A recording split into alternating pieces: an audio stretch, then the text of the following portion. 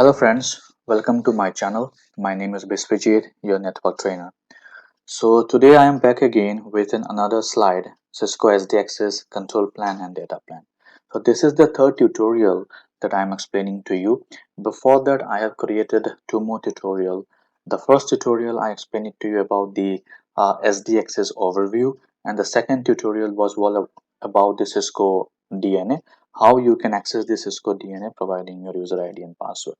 So before you watch to this episode, I would like to tell you that kindly watch to my previous slides, which is the first one and the second one, so that you have the proper foundation about the Cisco SD-Access.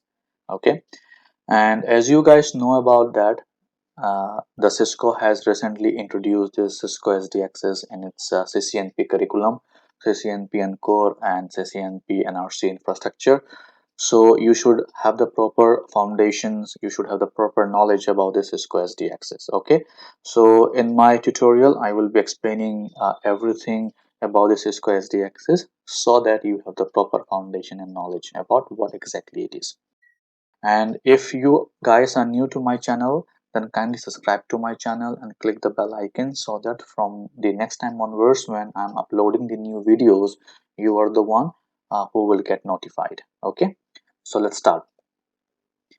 So when we talk about the control plan and data plan, there are a lot of confusion that we have in our mind, that what exactly is the control plan, what exactly is the data plan, what is the actual work of control plan and data plan. So today I will be explaining to you the control plan and data plan in our traditional network, the infrastructure that we have right now, and then I will be comparing the control plan and data plan based on that so that you have the proper information. Okay, so this is a simple diagram that I have here, which I will be using to explain you understand the control plan and data plan.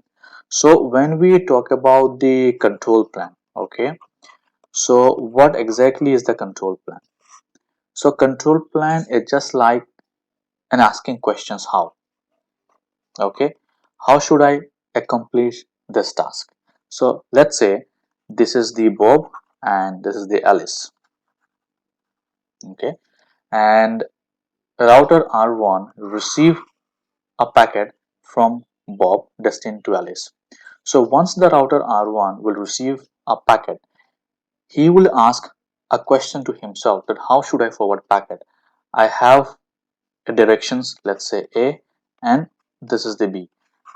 Should I go ahead with the direction A or direction B? So this is the question the router will ask himself. Okay, and the response to these questions will be provided by the control plan.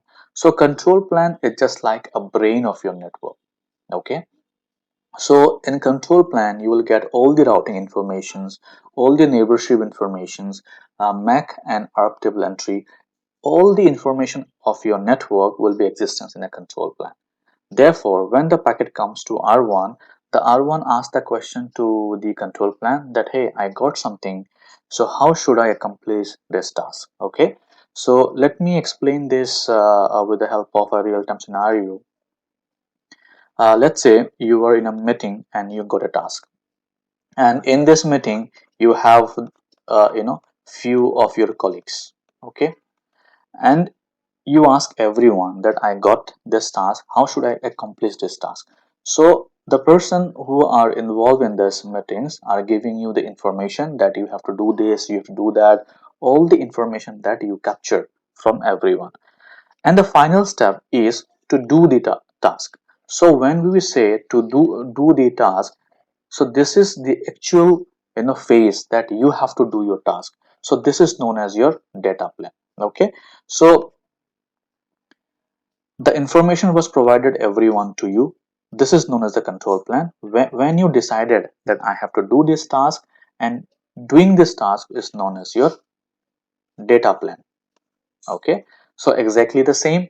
When the router R1 receive a packet from Bob destined to Alice, he will ask a question: how should I forward this packet? Should I forward this packet in this direction, or should I forward this packet in that directions? And the information the router R1 will get from the control plan. When the router R1 will receive the information from the control plan, then the actual task is to forward the packet. So the data plane is just forwarding your packet, nothing else. He will just take the information from the control plane.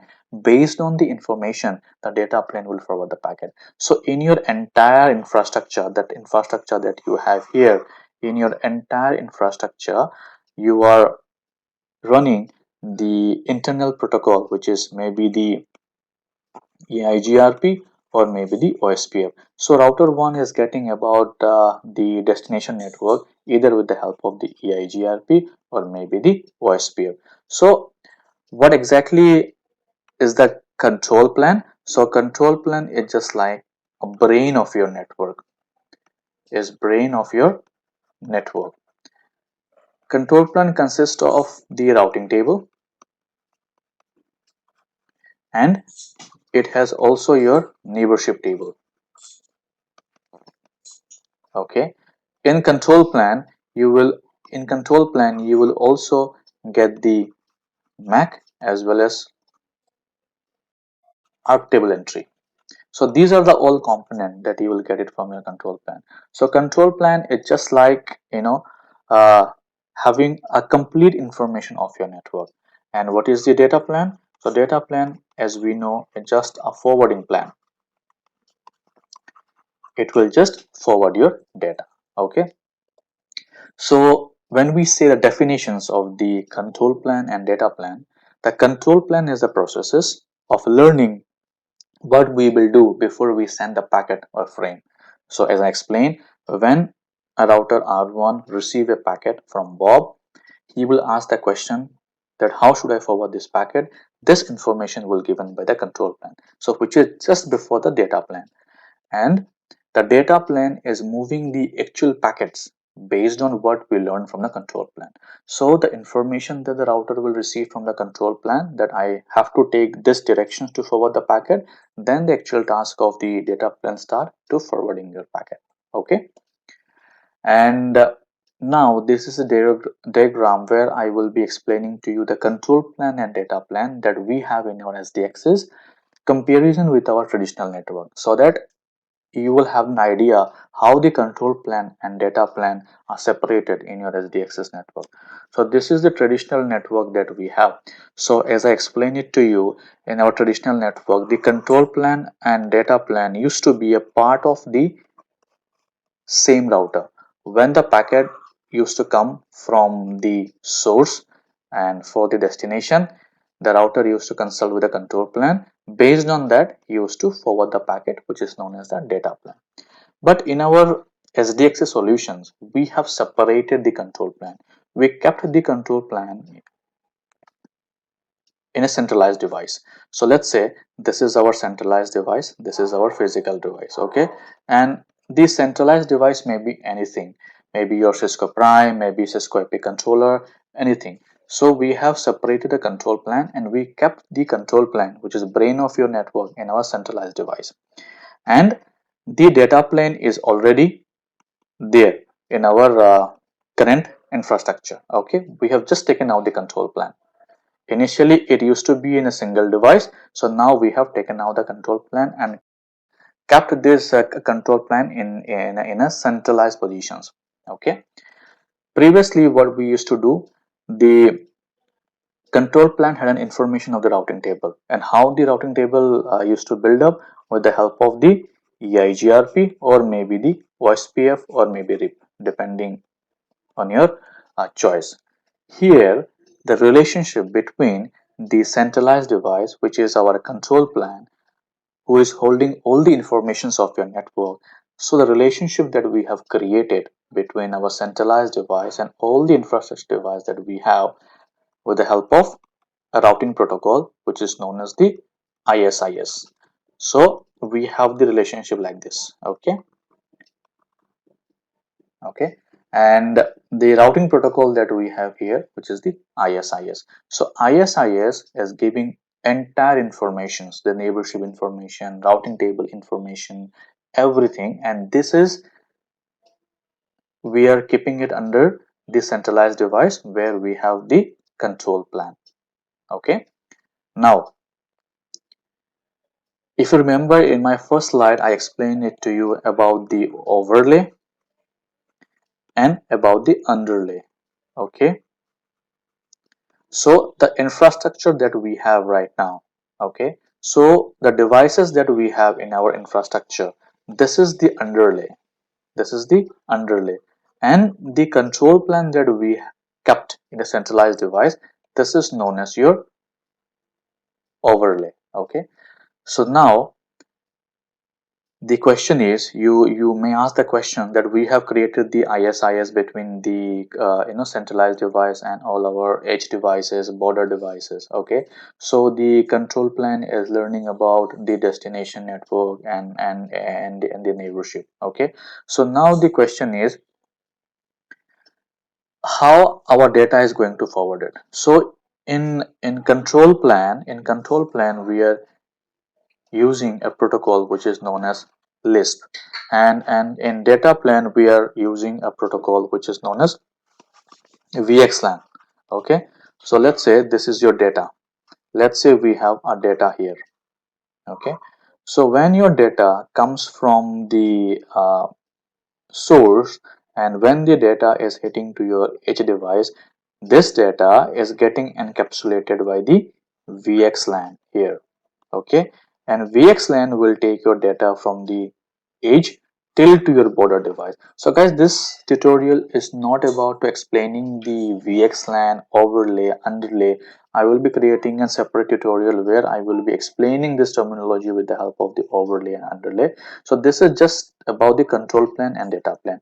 We have separated the control plan. We kept this control plan at the centralized device, and the relationship that we have created between the control plan and our edge devices with the help of the ISIS. ISIS is giving complete information to our control plan, and the protocol that we are using at our control plan, which is Lisp, and the protocol that we are using it at our data plan, which is known as a VXLAN. I will be creating a separate slide based on the Lisp and the VXLAN. Okay, so now what advantages we have after separating the control plan and the data plan?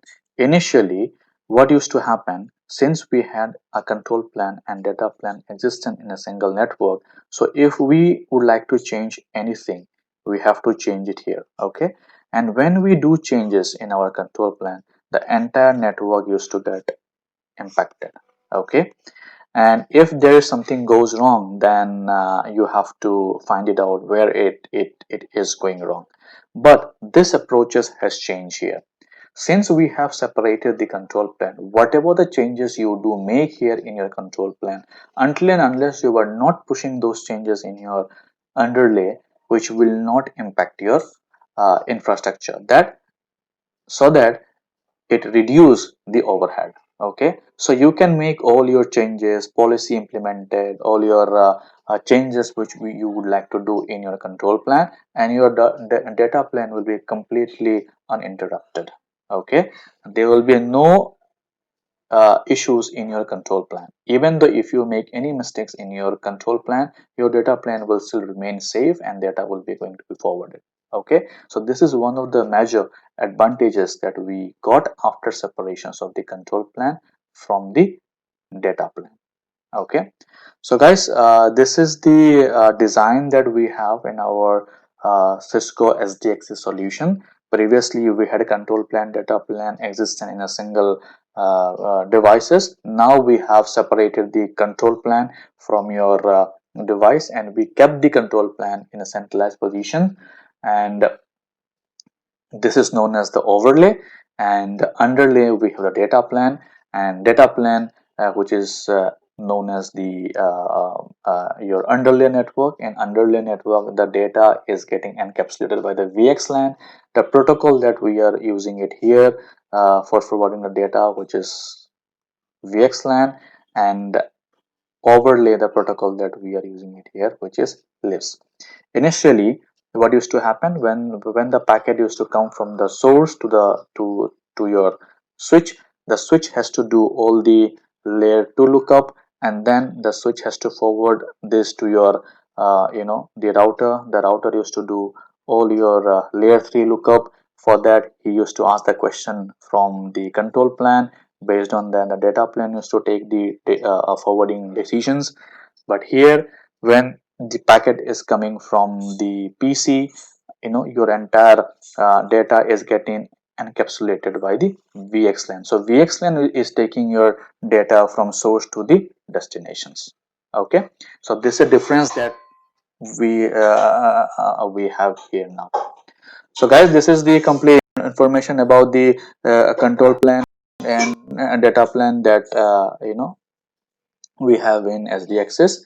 And in next slide, I will be explaining to you about the underlay and overlay with the help of GRE, so that you can understand how the packet is getting encapsulated with the help of VXLAN, and how the packet is getting forward from the source to the destination. And I will take the example of the GRE. Okay, and thank you guys. If you have any information, you can or if you have any questions, you can just update below so that I can answer it back to you. Okay, thank you.